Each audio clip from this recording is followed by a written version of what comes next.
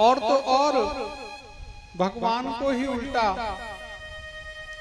या तो दोषारोपण करने लगते हैं या तो भूल जाते हैं, उनकी याद नहीं करते हैं, उनको स्तुति जो हम एक नियम चल रहा होता है कई बार तो उसको भी छोड़ देते हैं, पूजा जो हम करते हैं उसको भी छोड़ देते हैं। क्यों? क्योंकि भगवान की हमने इतनी पूजा की, इतनी हम तो ज्योत जलाते, इतनी हम तो परिक्रमा लगाते, इतना हम तो उनको याद करते, कोई कहे हमने इतने इतने दान किए, फिर भी हमारे जीवन में ऐसा कुछ आया।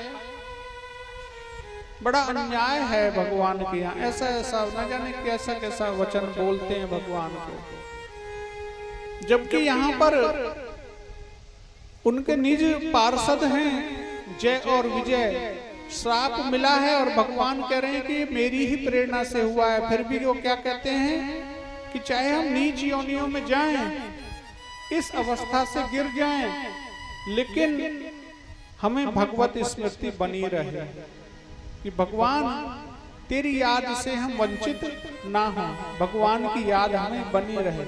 इसलिए ये न प्रकारेण, चाहे जैसा समय हो, जैसा हम पर बीते, लेकिन हमें हमारे भगवान की याद अवश्य ही रहनी चाहिए। ऐसी हम प्रार्थना करें भगवान से, क्योंकि बिना उनकी कृपा के ये भी संभव नहीं है साहब। बाकी सुख दुख, हान लाभ, जीवन वर्ण, जस अपजस, ये सब विधि हाथ है। और विधि हाथ कैसे हैं? ये कोई और किसी को कुछ नहीं करता ऐसा कि भाई कोई किसी को दुख देता है ना, ये सब हमारे निज कर्मों का ही फल होता है। जो पहले हमारे किए हुए कर्म हैं, जो आज प्रारब्ध बन करके फलित हो रहे हैं, जब शुभ कर्मों का फल मिलता है तो वो सुख के रूप में परिणत होता है, और जब अशुभ कर्मों का फल हमें प्राप्त होता है तो दुख के रूप में आता है।